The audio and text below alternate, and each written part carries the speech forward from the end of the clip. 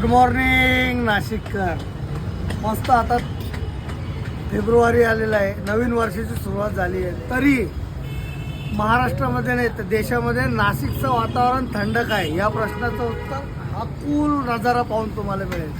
आजही नाशिकचं तापमान 13 degree Celsius आहे, म्हणजे त्या मानाने थंड हवेचं ठिकाण आहे. आणि मला अभिमान आहे अशा नाशिक शहराचा मी रहिवासी आहे. यंत्रनगरी, मंत्रनगरी, धार्मिक नगरी, शैक्षणिक नगरी, कुंभनगरी, कांद्याचं माहेर, द्राक्षाची पंढरी अशी नाशिकची ओळख आहे. आणि आता नाशिकची नवीन एक ओळख आहे. जगाचं मिसळ कॅपिटल म्हणजे नाशिक झालं आहे. जागतिक मिसळची राजधानी म्हणजे नाशिक झालं आहे. नाशिकचं तुम्ही कुठल्याही कोपऱ्यावर जा, कुठल्याही गाडीवर जा, कुठल्याही हॉटेलवर जा, कुठल्याही चौकात जा, कुठल्याही मोठ्या दुकानात जा, नाशिक आणि मिसळ आणि त्या मिसळची चव आणि त्या मिसळचे मसाले हे काही औरच आहे.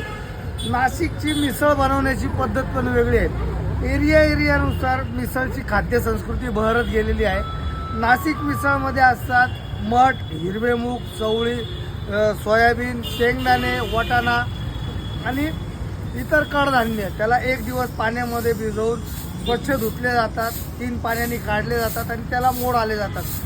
अंकुरित मोड आलेलं कडधान्य हे प्रोटीनचं उत्तम असं स्रोत आहे. ते अगदी लहान मुलापासून ते म्हाताऱ्या माणसापर्यंत ते सुटेबल आहे, ते खाण्यायोग्य आहे, ते पचण्यायोग्य आहे, त्याचे आरोग्यदायी फायदे आहेत.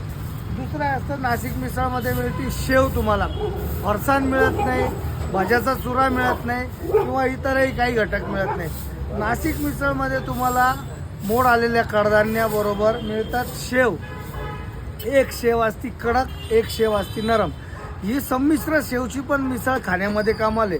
जेव्हा मिसळच्या प्लेटमध्ये गरमागरम वाफळलेला झणझणीत घरच्या मसाल्याचा चविष्ट, स्वादिष्ट व रुचकर असा मसाला मिळतो, त्याच्यामध्ये रस्सा बनतो, त्यावेळेस त्याची खाण्याची रंगतच काही वर.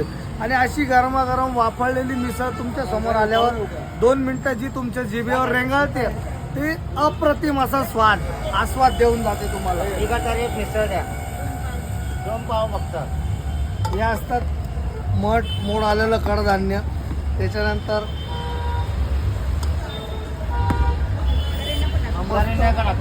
गरमागरम वाफळलेला रस्सा. आणि आपल्या मिसळचं अजून एक वैशिष्ट्य आहे. आपली मिसळ ही घरगुती काळ्या मसाल्याची बनलेली आहे. 2 पाव द्या. महाराष्ट्रामध्ये घराघरात मसाले बनतात आणि मसाले 2 प्रकारचे असतात. एक लाल मसाला असतो, एक काळा मसाला असतो. काळा मसाला म्हटलं तर लोकांना ॲसिडिटी आठवते, जळजळ आठवते, ढेकर आठवतात. असं याच्यापैकी एकही प्रकार जर आपली मिसळ खाऊन तुम्हाला झालं तर सगळा दवाखान्याचा खर्च आम्ही करू. हे एवढं कॉन्फिडन्सली आम्ही का बोलतोय, एवढं आम्ही का बोलतोय, तर याचं 2 कारणं आहेत.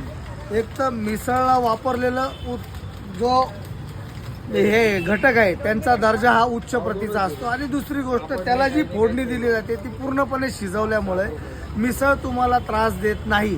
एक वेळ अवश्य या, आम्हाला सेवेची संधी द्या आणि नाशिक मिसळचा आस्वाद घ्या.